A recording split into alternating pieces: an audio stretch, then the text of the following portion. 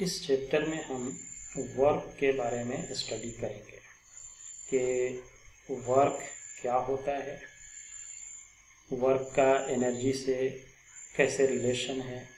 फिर हम डेवलप करेंगे कि पावर क्या होती है और उसका क्या रिलेशन है, वर्क एनर्जी पावर, ये थ्योरम्स हैं, वो सारे हम स्टडी करेंगे। हमने एनर्जी का एक डेफिनेशन लिखा है कि energy is capacity to work. ये जो चैप्टर है ये हम डिस्कस करेंगे फिजिक्स के chapter 6 work energy and power का क्लास 11 का। इसका जो टॉपिक है वो हम डिस्कस करेंगे एनसीईआरटी से। न्यूमेरिकल जो है हम किसी भी बुक से बना सकते हैं। जब एक बार कंसेप्ट हमारा डेवलप हो जाता है तो हम किसी भी बुक से न्यूमेरिकल बना सकते हैं। तो जो हमारा ये वर्क एनर्जी चैप्टर है इसको एनसीईआरटी से पढ़ेंगे, एचसी वर्मा से भी पढ़ सकते हैं एंड रेसनिक-हेरिडे। फिजिक्स के लिए जो बेस्ट बुक है अभी वो है एनसीईआरटी। उसके बाद आप एचसी वर्मा फॉलो करिए, फिर रेसनिक-हेरिडे पढ़िए। ये 11 का जो चैप्टर है ये बहुत ही यूजफुल है आपके 12 के चैप्टर्स के लिए भी। और इंजीनियरिंग एंड मेडिकल में जो मोस्ट इम्पोर्टेंट थिंग है वो है आपका फिजिक्स ही है। इसको अगर अच्छे से आप समझ लिए, फिजिक्स अगर आप अच्छे से सीख लिए तो आपको स्कोरिंग करना आसान है फिजिक्स में एज कंपेयर टू मैथ।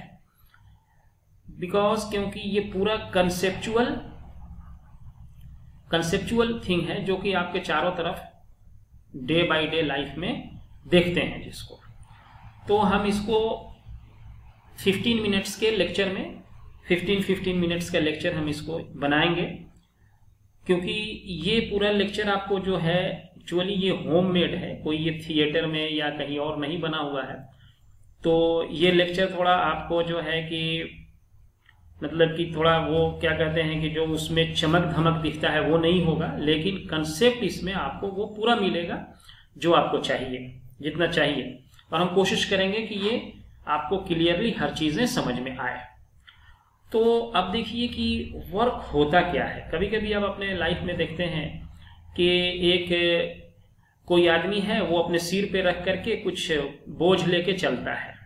जैसे ये सिर पे मान लीजिए कोई है, इसने अपने जो है हेड पे ये रख करके ये चलना शुरू किया, चल रहा है। ऐसे ये कोई आदमी है, ये इस डायरेक्शन में जा रहा है। तो क्या ये आदमी जो है इस पे कोई काम कर रहा है? क्या ग्रेविटी जो है इस पे, ग्रेविटी के थ्रू कोई वर्क हो रहा है? फिजिक्स के वर्ड में अगर हम कहें, मान लीजिए कि कोई किसी को आप कहिए कि ये मेरा सामान है, यहाँ से उठा करके यहाँ ले चलना है, और जब वो वहां पहुंचे तो आप कहें कि भाई फिजिक्स के दुनिया में तो आपने कोई काम ही नहीं किया, तो हम आपको पैसा कैसे दें? तो ये जो है कि वर्क होता क्या है और इसको कैसे हम डिफाइन करते हैं, कैसे एक्सप्लेन करते हैं, ये अभी हम आपको बताएंगे कि फिजिक्स में वर्क होता क्या है, एक्चुअली वर्क कहते किसको है। उसको डिफाइन करने से पहले एक और जो बहुत ही फ्रिक्वेंटली यूज होगा जिसको हम कहते हैं स्केलर प्रोडक्ट। यहां एक बार और हम आपको ये डिफाइन कर दें, स्केलर प्रोडक्ट ये क्या होता है, क्योंकि ये वर्क के लिए बहुत जरूरी है स्केलर प्रोडक्ट। मान लीजिए दो वेक्टर है आपके पास, ये कोई वेक्टर ए है, वेक्टर ए, ये कोई वेक्टर बी है, वेक्टर बी। मान लीजिए किसी एंगल ये थीटा से एक दूसरे से इंक्लाइंड है। तो scalar product A, it is denoted by A dot B equal to A B cos theta. A is, this A is the magnitude of vector A. This A is magnitude of vector A. And B is magnitude of vector B. So this is magnitude of vector A and magnitude of vector B. तो इसको जो है A dot B ये इसको हम dot पढ़ते हैं, A dot B, ये इक्वल होता है ए बी कॉस थीटा। और इसको स्केलर प्रोडक्ट इसलिए कहते हैं क्योंकि ये जो डॉट प्रोडक्ट जो हमारा आता है, ये डॉट प्रोडक्ट, ये क्या होता है, ये स्केलर क्वांटिटी है, स्केलर है। क्योंकि एक ये क्या है, मैग्नीट्यूड है, बी भी क्या है, मैग्नीट्यूड है, कॉस भी स्केलर क्वांटिटी है। तो ये ए डॉट बी जो है ये आपका एक स्केलर क्वांटिटी है। इस क्वांटिटी को हम ऐसे भी लिख सकते हैं, A dot B equal to A cos theta into B. इसका मतलब हुआ कि ये जो पार्ट है ए कॉस थीटा, ये देखिए ए कॉस थीटा का मतलब क्या है कि इस ए का कंपोनेंट बी पे ब्रेक किया हुआ है, यानी कि component of vector A, component of vector A along vector B, यानी बी पे इसको लिख सकते हैं। इसको ऐसे भी आप लिख सकते हैं, या ऐसे लिखें या ऐसे लिखें, बी कॉस थीटा इंटू ए। तो इसका मतलब हुआ कि ये बी का कंपोनेंट है, इस बी का ये वेक्टर जो है हमारा, ये बी देखिए, ये जो वेक्टर है बी, इस बी का कंपोनेंट अगर हम ए पे लिखेंगे तो क्या लिखेंगे, बी कॉस थीटा, और ए का कंपोनेंट बी पे लिखेंगे तो क्या लिखेंगे, ए कॉस थीटा। तो ये इसमें से ए कॉस थीटा, ये जो है कि ये ए का कंपोनेंट है बी पे, और बी कॉस थीटा क्या है, बी का कंपोनेंट है ए डायरेक्शन में। इसमें डॉट प्रोडक्ट में एक और है कि ए डॉट बी, ये आपको क्या होता है, ये इक्वल टू होता है बी डॉट ए के, क्योंकि ये दोनों स्केलर प्रोडक्ट है, इसीलिए ए डॉट बी या बी डॉट ए दोनों क्या होता है, सेम होता है। अब ये जो डॉट प्रोडक्ट हमारा है, तो ये जो कंपोनेंट है हमारा बी कॉस थीटा, ये ऐसे भी हम समझ सकते हैं कि बी का कंपोनेंट एक्स एक्सिस पे इस तरह से डायग्राम लेके, या इस ए का कंपोनेंट बी एक्सिस पे ए कॉस थीटा लेकर के, ये दोनों क्या है, सेम है। इसमें जो हम लिखेंगे ए बी कॉस थीटा, इसमें क्या लिखेंगे, B cos theta multiplied by A, ये दोनों क्या है, सेम होगा। अब जो एक और रूल है वो क्या है कि मान लिया आपके पास आई है, आई क्या है, एक यूनिट वेक्टर है, डॉट आई, ये कितना होगा, इसको हम इसी फॉर्मूले में अगर यूज करें, A B cos theta, A dot B equal to A B cos theta. अब ये दोनों वेक्टर आई है, तो यहां आई का मैग्नीट्यूड ए हो गया आई, बी भी क्या है, आई का मैग्नीट्यूड, और कॉस थीटा, यानी कि ये दोनों वेक्टर क्या है, ये आई भी इसी एक्सिस पे, एक्स एक्सिस पे होता है, ये भी इधर ही होगा, तो दोनों के बीच एंगल क्या हो जाएगा, 0 हो जाएगा। तो यानी आई का मैग्नीट्यूड कितना होता है, यूनिट वेक्टर का मैग्नीट्यूड 1 मल्टीप्लाइड बाई 1, और कॉस 0 भी कितना 1, तो इसलिए ये कितना हो जाएगा, 1 हो जाएगा। तो आई डॉट आई हो गया आपका 1। उसी तरीके से जे डॉट जे भी आप लिख सकते हैं, ये भी कितना होगा, 1। सेम वे में आप लिख सकते हैं के डॉट के भी कितना लिख सकते हैं, 1 होगा। अब अगर इसमें आई डॉट जे रहे, मान लीजिए अगर आई डॉट जे हो जाए, तो आई डॉट जे का क्या मतलब है, आई का मैग्नीट्यूड यानी कि 1, जे का मैग्नीट्यूड यानी कि 1, और आई और जे के बीच एंगल कितना होता है, ये आई एक्सिस इधर है, एक्स एक्सिस, और जे कितना होता है, इसके ठीक 90 डिग्री एंगल ये रहता है, 90 है ये, तो जे और आई के बीच एंगल 90 हो गया, तो ये क्या हो जाएगा, cos 90 0 होता है, तो ये 0 हो गया।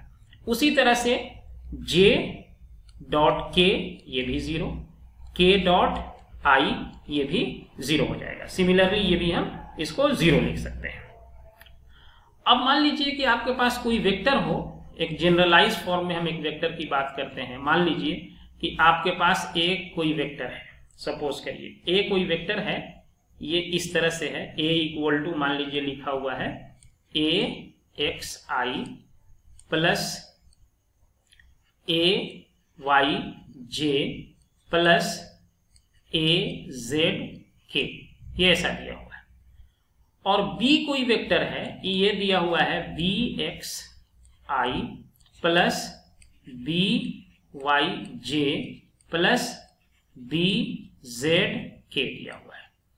ये आपके दो वेक्टर हैं, एक है A, दूसरा है B। ये I यूनिट वेक्टर है, इसका मतलब है कि x एक्सिस में इसका मैग्नीट्यूड कितना है, AX है, y एक्सिस में AY है और z एक्सिस में AZ, k एक्सिस में AZ है। ये तीन एक्सिस है आपका। ये तीनों एक्सिस कैसे हैं, एक दूसरे के म्यूचुअल परपेंडिकुलर है। दूसरा एक कलर लेते हैं, ये मान लीजिए हमारे पास तीनों वेक्टर जो है एक दूसरे के म्यूचुअली परपेंडिकुलर है, यानी कि ये हो गया आपका I एक्सिस x एक्सिस, ये हो गया J एक्सिस y एक्सिस, और ये है K आपको यानी कि Z एक्सिस। ये तीन एक्सिस है, x एक्सिस और ये है आपको y एक्सिस। अब ये तीनों एक्सिस म्यूचुअली परपेंडिकुलर है, यानी कि हर एक्सिस के बीच एंगल 90 डिग्री है, between X Y 90, Y Z 90, Z X 90। अब इसको अगर A डॉट B निकालना हो इसका, तो A का वैल्यू लिख देंगे AXI plus AYJ plus AZK, और इसको मल्टीप्लाई किससे करेंगे, BXI plus BYJ plus BZK। ये तीनों को मल्टीप्लाई का जो जनरल रूल होता है उससे क्या करेंगे, इसको मल्टीप्लाई करेंगे। अब इससे इस तीनों में मल्टीप्लाई होगा, इसको दूसरा एक कलर लेते हैं इससे। इसके लिए आपको क्या करना पड़ेगा, इससे क्या होगा, ये पूरे में मल्टीप्लाई होगा, इसमें भी होगा, इसमें भी होगा और इसमें भी होगा। तो ये वाला I और I का है, तो I डॉट I क्या हो जाएगा, 1 हो जाएगा। तो ये सिंपली AX